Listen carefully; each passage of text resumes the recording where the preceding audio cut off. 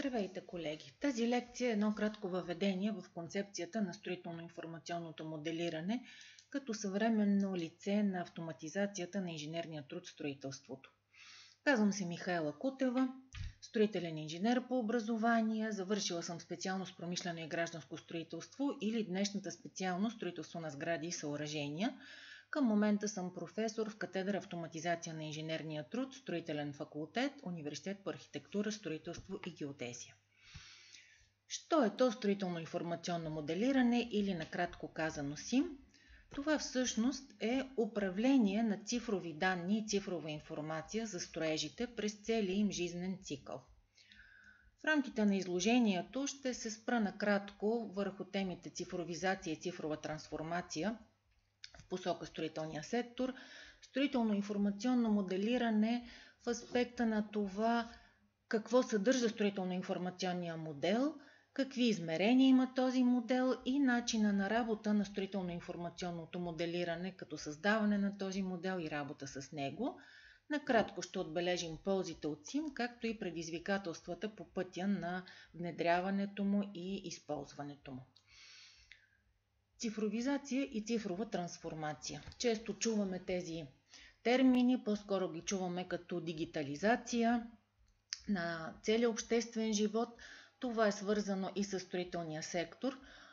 Като смисъл, това понятието цифрова трансформация обединява различни процеси и преди да стигнем до него, по-скоро преди да преминем към цифрова трансформация на обществения живот, трябва да се справим на първо място с цифровата обработка на данни, което означава преминаване изцяло към цифрови данни.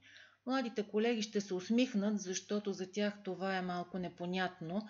От ден първи на съзнателния си живот те създават цифрови данни, боравят цифрови данни, но големите компании имат изключително сериозни, богати аналогови архиви, които с времето остават някак назад, скрити за ползване, а това е ценно знание и опит. Затова една от задачите на съвременното общество е да цифрова тези данни и постепенно да въведе цифрови технологии за подобряване на процесите на обработка и цифроване на тези данни, на съхранение, на обмен, който всъщност се осъществява чрез подходящото организиране на тези данни в правилни структури, т.е. бази данни, въвеждането на облачни услуги. И когато тези процеси вече са ефективно внедрени в ежедневието ни, можем да говорим за цифрова трансформация. Цифровата трансформация всъщност означава въвеждане на нови компютърни технологии за трансформиране на традиционната работна среда в електронна работна среда за комуникация и контролиран обмен на данни и информация. В строителния сектор това означава, например, предаване на цифрови проекти в цифров вид, одобряването им, коригирането им от контролните органи, сключването дори на договори с подизпълнителите и куп други дейности.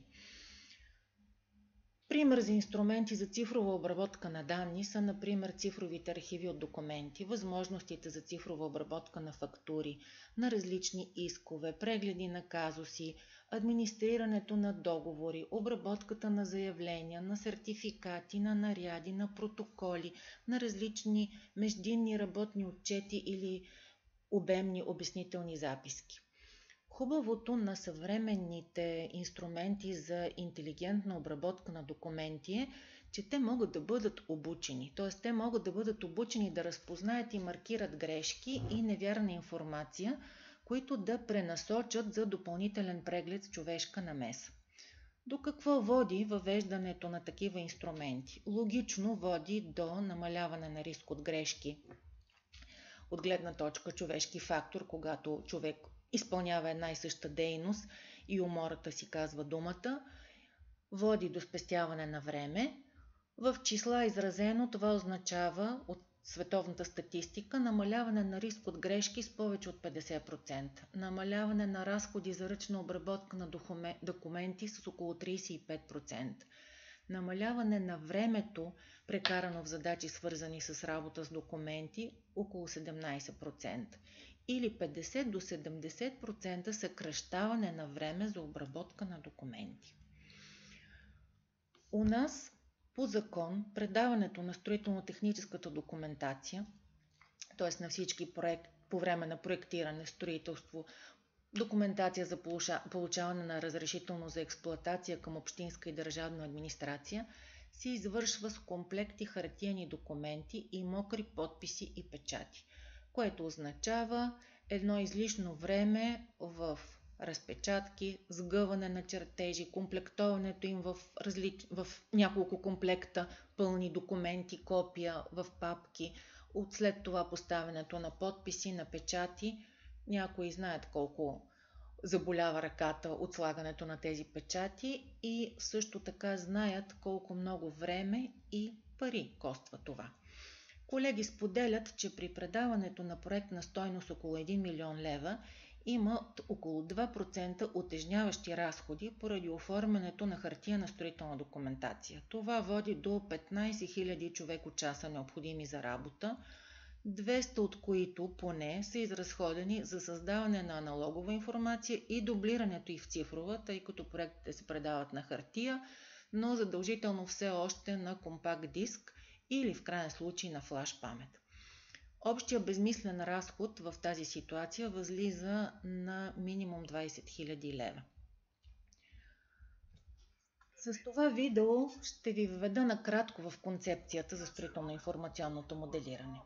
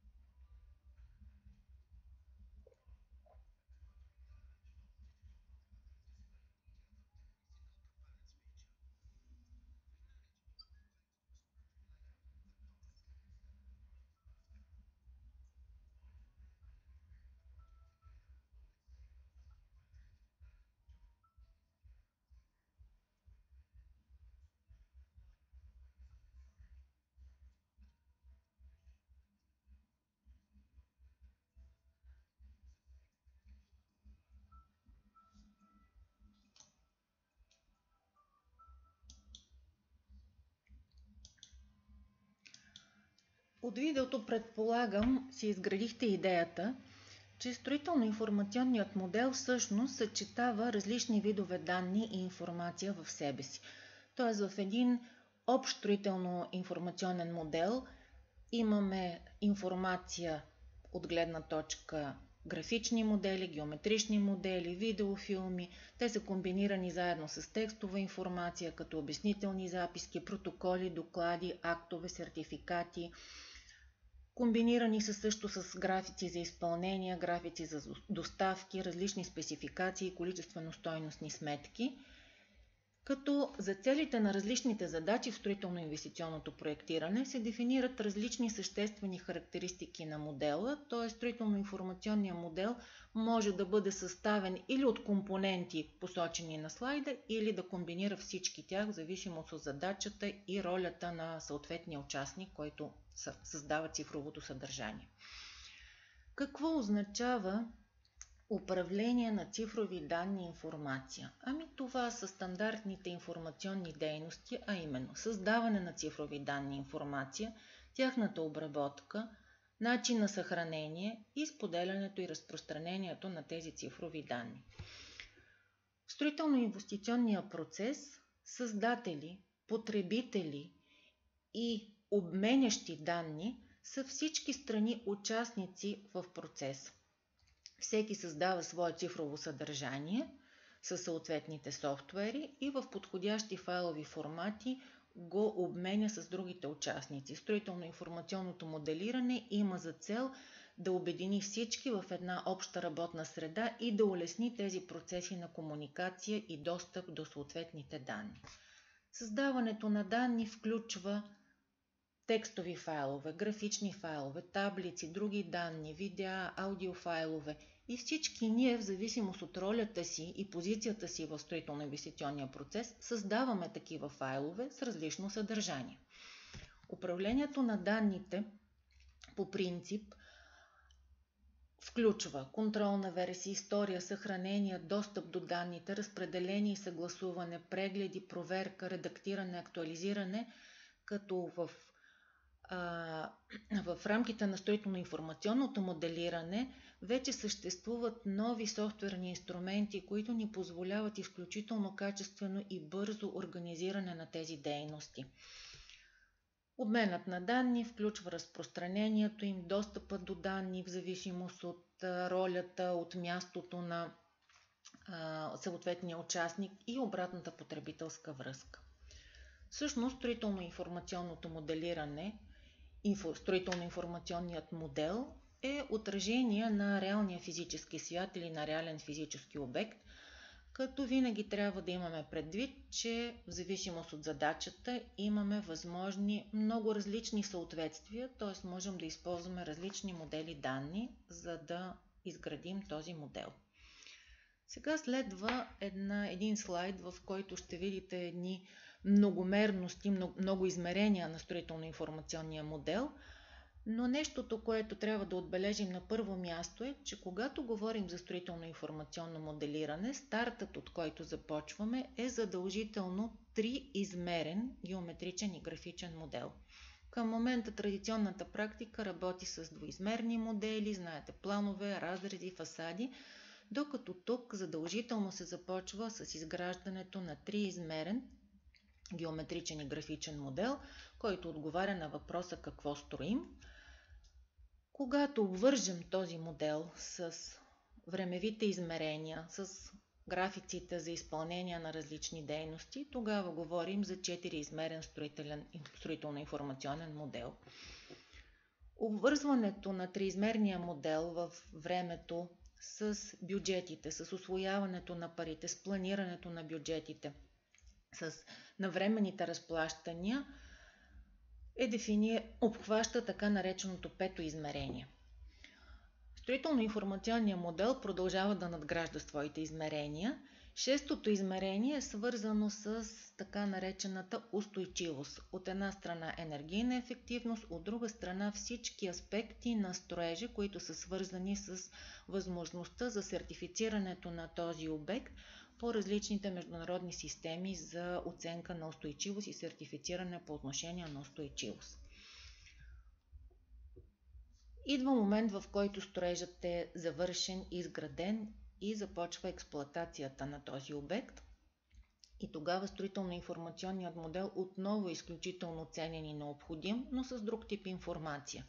Обвързването на триизмерният модел с условията и необходимостите на експлоатацията на строежа вече надгражда в посока седмо измерение или седемизмерен строително-информационен модел. В последните години се появиха концепции за 8, 9 и 10 измерения, свързани с безопасност на строежа и на строителната площадка, с така нареченото икономично строителство или Lean Construction, с измеренията за индустриализация, тъй като във връзка с целта за намаляване на въглероден отпадък и с целите да имаме по-малко мокри процеси на обекта, се толерира използването на възможно най-много заводски изготвени елементи. Аз съм добавила дори едно n-то измерение, тъй като концепцията е в непрекъснат процес на развитие и очакваме още концептуални измерения.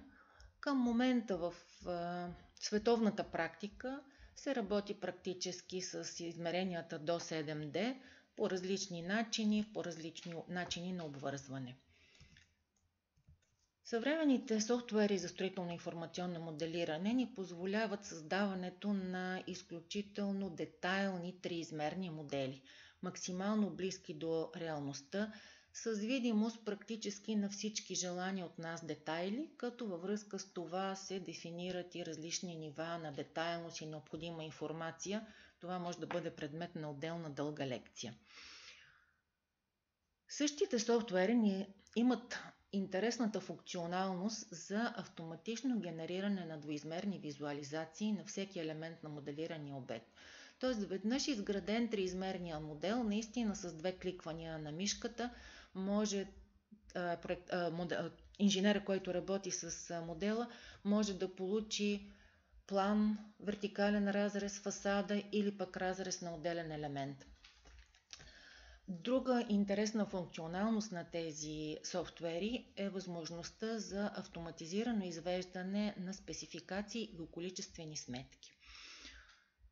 Триизмерните модели се използват за още нещо изключително интересно и изключително полезно, което на английски се нарича Clash Detection, т.е. откриването на различни конфликти и несъответствия между различни триизмерни модели. Представете си, че имате изграден триизмерен модел на строителната конструкция, отделно триизмерен геометричен графичен модел на, да кажем, част ВИК, част електрически инсталации, част отопление и вентилация. Софтуерите разрешават да заредите два от тези модела и да проверите дали няма недопустими пресичания на елементи. Това се нарича откриване на твърд конфликт. Софтуерите, които предлагат такъв тип 3D моделиране са Autodesk Revit, EcoSim, Allplan, Archicad, Vectorworks, DataCAD и много други. По отношение на конфликтите, след малко ще има слайд, на който пък ще бъдат изредени софтуери, в които може да се направи проверка за несъответствие или проверка за конфликти. Изредените тук са софтуери, които предлагат триизмерно моделиране с голяма детайлност, автоматично генериране на двоизмерни визуализации и автоматизирани спецификации и количествени сметки. Едно видео, което ще ви введе в идеята за откриване на конфликти.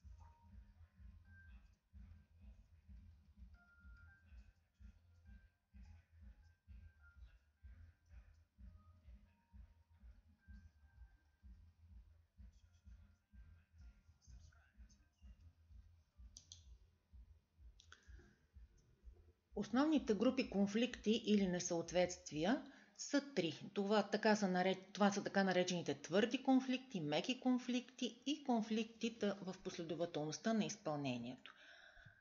Планът за проверка на конфликтите като честота, видове и съответни отговорности е част от плана за изпълнение на строително-информационното моделиране, на английски BEP или BIM Execution Plan, който практически е неизменна част от договора между участниците в проекта. Какво означава твърд конфликт? Твърд конфликт означава недопустимо пресичане на траекториите на елементи, както виждате на фигурата. Зеленото е тръбопровод на специална индустриална инсталация, а червеният елемент е греда от допълнителна конструкция, която трябва да се изгради на обекта. Това, разбира се, е недопустимо. Софтуера маркира в червено новите елементи, които преминават през старите, да кажем така. Към слайда винаги има легенда в цветове, кое е съществуващо, кое е ново. Обикновено, когато конфликтите са повече, дори един, те се маркират в кръгчета и самия софтуер ви дава възможност да препратите информация за този конфликт към съответните специалисти за разрешаване на ситуацията. Меките конфликти са свързани с оценка на различни геометрични толеранси. На фигурата има пример за проверка на необходимото минимално покритие, бетоново покритие на армировката в стоманобетонна шайба. И третия вид конфликти са конфликти, които могат да се проверят по отношение на несъответствие на време на изпълнение на различни елементи. Този тип проверки могат да се осъществят със софтуери от типа на Navisworks, на Autodesk, STR Vision, USB Gun, Syncro4D, Bentley Navigator, Bexel и редица други. В Tekla също има такъв инструмент. Обикновено тези софтуери, които изредих, са софтуери, които всъщност разрешават изграждането на четвърто и пето измерение на строително-информационния модел. Т.е. в тези софтуери имаме възможност за комбиниране на триизмерния модел с съответното време за изпълнение и имат чудесния инструмент за визуализация, т.е. можете да направите връзка между съответен етап на етап във времето и ниво на изпълнение на строежа, както и съответно ниво на усвояване на бюджета. Друга хубава функционалност, която имат тези софтуери, е функционалността за визуална инспекция. Т.е. с помощта на един помощник като човече с каска или само с мишката при изграден триизмерен модел можете да влезете образно в обекта и да се разходите и да го гледате отвътре. Често срещано видео, ако търсите по мрежите и реклама на Navisworks, например, качвате се по стълбата и изведнъж стълбата приключва, в плочата няма отвор. Това отново може да бъде отделна тема на лекция по повод функционалностите на тези софтуери. Още едно видео за настроение.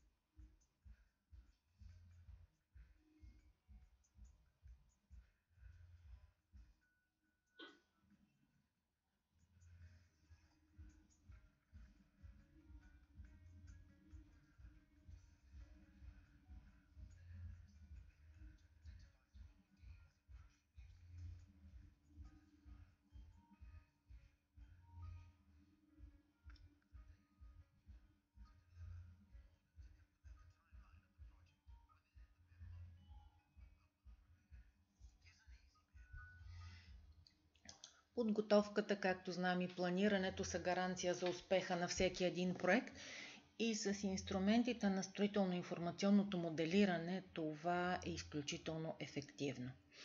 Следващото измерение на строително-информационния модел, следващите измерения, както казахме, са свързани с устойчивостта и експлоатацията. И тук ще си разреша да споделя още едно видео, което всъщност показва възможностите на съвременните технологии във връзка с приемането на обекта, проследяването на прогреса на проекта в рамките на процеса на строителството с помощта на инструментите за виртуална реалност.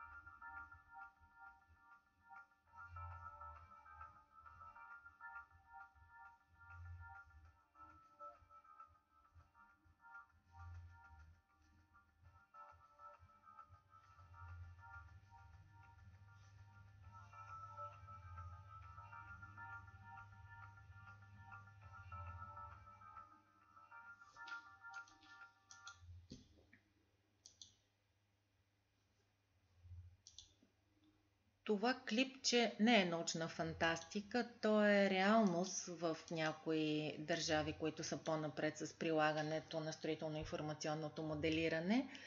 Следващия слайд е свързан с начините и възможностите за използване на строително-информационното моделиране. То може да бъде използвано с различна сила и различна ефективност в различен мащаб. Тоест, ако го използват специалистите в рамките на една специалност, отново има своите ползи от гледна точка възможностите за автоматизирано генериране на двоизмерните изгледи, от гледна точка автоматизираните спецификации и количествени сметки, а от друга страна този така наречен малък сим, изолиран в рамките на отделна специалност, може периодично да бъде изпращан за проверка на конфликти с другите специалности и след това връщан актуализиран модел за работа отново върху него. Термина голям сим се използва във връзка с непрекъсната работа на различните специалности в един общ строително-информационен модел в обща среда с възможност за комуникация, обикновено в облачна среда. Там всички участници имат достъп до последна актуализация на модела. При необходимост за въвеждане на промени и за актуализиране на модела се спира достъпа на участниците, въвеждат се актуализациите, прави се проверка на конфликти и след това отново се допускат другите участници за работа в модела. Това предполага специалисти, които да се занимават с координацията и регулацията на достъпа на различните специалности, с запазване и структуриране на историята на версиите и на актуализациите. Вляво виждате понятие отворен и затворен сим. Тези понятия са свързани с начина на обмен на информация от гледна точка файлови формати. Затвореният SIM или строително-информационен модел или строително-информационно моделиране означава работа в рамките на една софтуерна платформа, т.е. работа с специфични файлови формати, които имат обмен помежду си, поради това, че разработчика е предвидил тази възможност в рамките на неговата платформа. Отворен SIM е мечтата на всички специалисти, защото това означава, че човек не бива да променя софтуера, с който работи, евентуално версията му, но да разполага със съответен файлов формат, който да превежда данните и информацията, цифровото съдържание, създадени от съответния специалист, на един общ език, четим от всички други специалисти. Т.е. това са отворените файлови формати за обмен на данни. Такъв файлов формат е файловият формат AFC, за който има разработен специален ISO стандарт за този формат с различните му подкласове. Това, между другото, е формат, който в последните години се поддържа почти от всички софтуерни продукти, с които работят строителните инженери. Пример за затворен SIM. Виждате Revit с Revit, Allplan с Allplan, Bentley в Bentley. Отворения SIM е възможност един специалист да работи с Revit, друг специалист да работи с EcoSIM на Bentley, да кажем, трети да работи с Tekla, четвърти да работи с Allplan, но всички те да могат да обменят данни, да кажем, с минимална загуба на информация или без загуба на информация, и това е възможно, когато се използват съответните отворени файлови формати. Символа, който виждате с червено, синьо, лилаво, това всъщност е символът на AFC формата. Какви са бонусите на строително-информационното моделиране в най-общ план? На фигурата с червена линия е показан информационният поток в традиционния процес на проектиране и строителство. Тоест, традиционният строително-инвестиционен процес при преминаването в следваща фаза много често имаме загуба на информация. Загуба на информация не означава, че тя е някъде изхвърлена или унищожена. Означава, че се натрупва информация, но на следващия етап не цялата информация се използва пълноценно, т.е. една част остава прибрана и след това някак забравена и по-трудно достъпна. Мечтата на всички специалисти е да следваме синята линия на графиката, т.е. цифровия информационен поток да нараства, да се надгражда и при необходимост да имаме лесно връщане във времето назад към някакъв казус, към необходими данни. Това практически се получава с въвеждане на концепцията на строително-информационното моделиране. Аз ще си разреша да сложа и тези две графики. Сивичките са графиките на информационния поток, графиката с загубите и графиката мечта.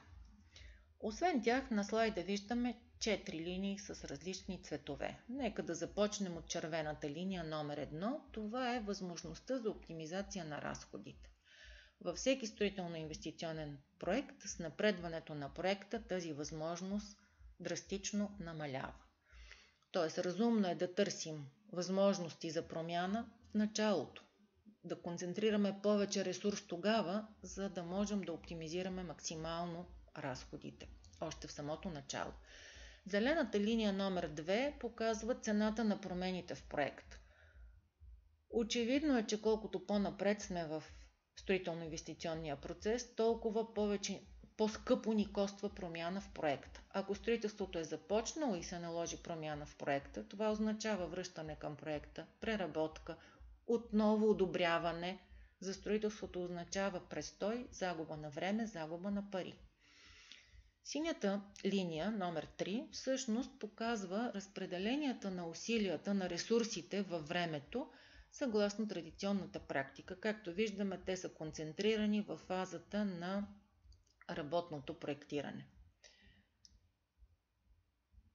Задачата, казахме, е да се опитаме да изместим максималния ресурс в етапа на ниските цени на промени на проекта и голямата възможност за оптимизация на разходите. И това всъщност показва черната линия. Черната линия е илюстрация на концепцията на строително-информационното моделиране.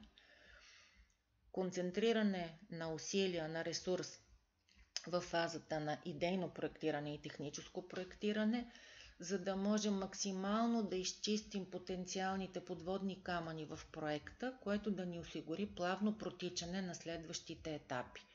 Като, разбира се, си осигурим и възможности за бързо реагиране и бързо премоделиране на ситуации, свързани с време, пари или някакви неочаквани промени.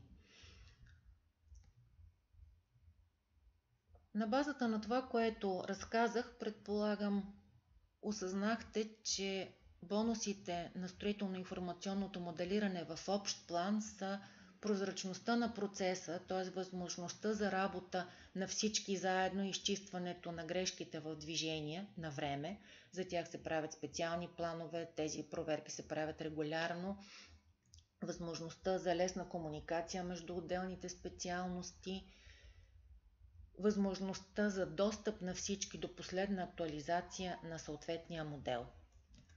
Основните предизвикателства по пътя на първо място са нормативната рамка, защото в България вече има проектантски бюра и инженерингови фирми, които работят с тези инструменти, но когато стигнат до финал и до предаване на проекта, знаем, се предава на хартия с мокри подписи и печати, т.е. нормативната рамка трябва да бъде променена, за да може това да може автоматизацията и процесите да спестят наистина време и да са максимално ефективни. Това в България вече се работи, има предложения, обмислят се варианти и редакции. Второто предизвикателство по пътя е компетентни подготвени кадри, което става постепенно с въвеждане на нови учебни програми. Такава стъпка напред имаме в университета, имаме избираема учебна дисциплина по строително-информационно моделиране, имаме въвеждане на нови софтуери, опитваме се да обясняваме на студентите постепенно как да навлизат в отделните учебни дисциплини, използвайки различните файлови формати. От гледна точка, колеги, в практиката ще трябва да се минат различни, може би, квалификационни курсове, За софтуерите има много добра самообучителна база в съответните платформи, също за по-любопитните. От гледна точка практика, в едното клипче видяхте BIM Manager. Това всъщност е подсказка, че ще има необходимост от известно организационно преструктуриране, т.е. от нови позиции в компаниите, които ще бъдат SIM специалисти, координатори, менеджери, в зависимост от сложността на проекта и големината на компанията. Това може да е един и същ човек, а може и да трябва отдел, който да се занимава с строително-информационно моделиране и да има специалист, който да го координира. SIM менеджер, който да координира работата по строително-информационния модел в един цял проект, в който работят много партньори. Други предизвикателства са свързани с стандартизацията, различните класификационни системи, библиотеките с елементи. По повод стандартизацията в международен план има система ISO стандарти за строително-информационно моделиране. Те всички са приети от Български институт по стандартизация.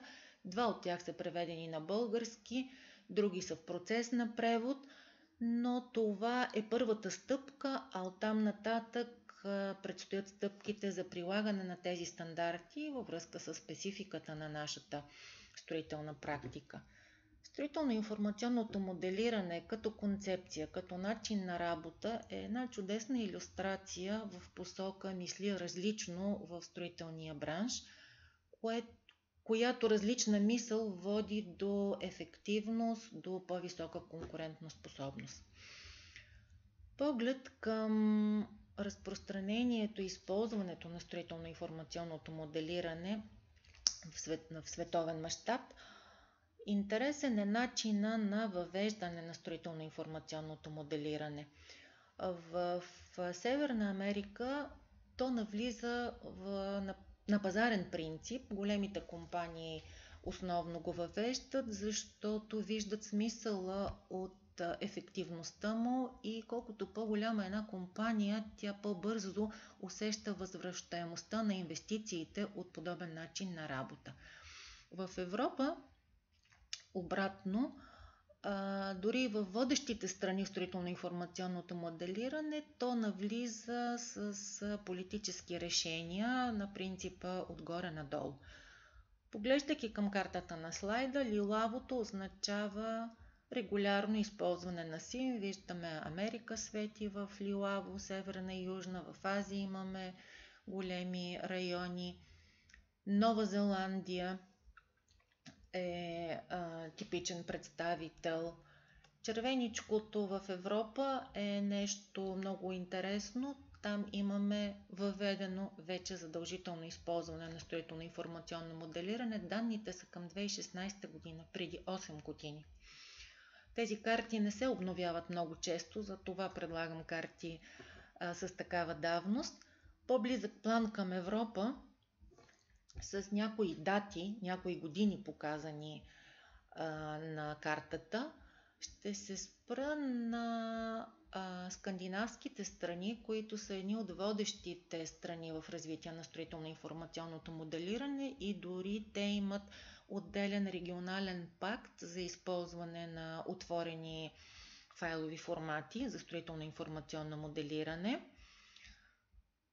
Интересно за Европа също е развитието в Великобритания. Великобритания има изключително богата и много сериозна библиотека от национална библиотека от стандарти за строително-информационно моделиране, която всъщност служи за основа на развитието на международната библиотека стандарти, ISO и европейски стандарти.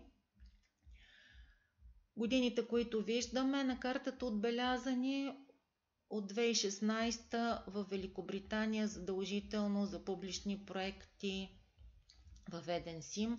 Първо беше за определен обем, сега вече за всички проекти. Сега там се говори вече и за 4D, за четвърто измерение задължително в тези проекти.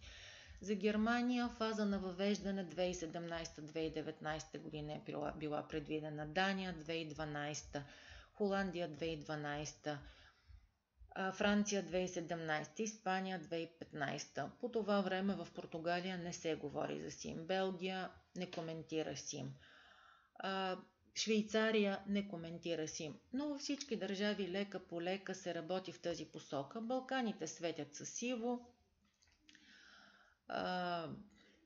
Румъния, Полша, но това не означава, че у нас не се работи, просто тази статистика не обхваща нашите държави и мащаба на използване не е такъв какъвто в посочените държави. За мен въпросът to beam or not to beam би трябвало да бъде SIM или да, защото когато една компания иска да бъде конкурентно способна, тя трябва да използва последните инструменти, които се предлагат на пазара. Тя трябва да работи бързо, трябва да работи с минимални грешки.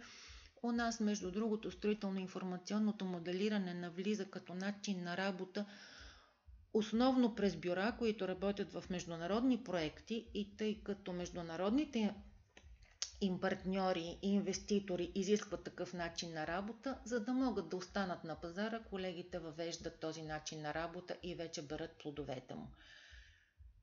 Пожеланието ми откровенно към всички слушатели, и млади, и моя възраст, е да поемат и намерят своята симпатека, за да се чувстват млади, конкурентно способни и ефективни в професията си. Благодаря ви за вниманието, пожелавам ви успех в усвояване на инструментите за автоматизация на инженерния труд в строителството.